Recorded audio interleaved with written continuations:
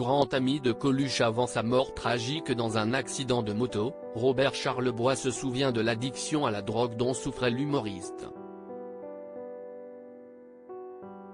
Il se confie peu, mais quand il s'exprime, on l'écoute avec une oreille particulière.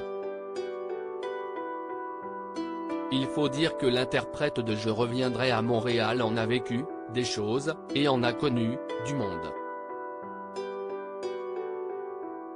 Robert Charlebois connaît tous les grands de la musique, de Barbara à Serge Gainsbourg, en passant par Jane Birkin, mais aussi du showbiz, avec Coluche. L'humoriste et créateur des Restos du Cœur, mort en 1986 après un accident de moto, était, hasard de la vie, le voisin du chanteur québécois. Coluche, un homme drogué qui pouvait être méchant. Le duo va se lier d'amitié en construisant ensemble la maison de Robert Charlebois en Guadeloupe. Une période où l'humoriste est dans l'excès, c'était une période difficile pour lui. Il était drogué, divorcé, ses enfants lui manquaient. Il pouvait être méchant.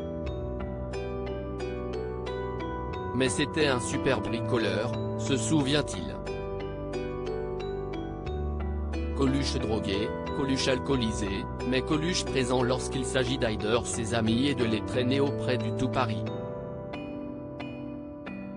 Si est ainsi qu'il emmène Robert Charlebois dans les soirées où il va retrouver Miu Miu, qu'il connaît bien pour avoir déjà tourné à ses côtés quelques années plus tôt. Un gars ordinaire qui prépare son retour depuis la mort de Coluche, Robert Charlebois travaille sur sa maison, comme un gars ordinaire, comme il expliquait à France Culture en 2019. Le Covid-19 l'a en effet empêché jusqu'ici de faire son retour sur scène.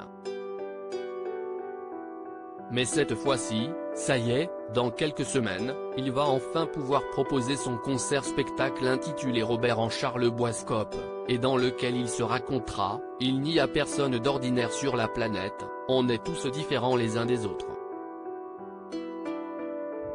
Pour le soutenir, il sait néanmoins qu'il faut compter sur sa femme, Laurence, avec qui il est marié depuis 1976, mais aussi sur ses deux enfants, Victor et Jérôme.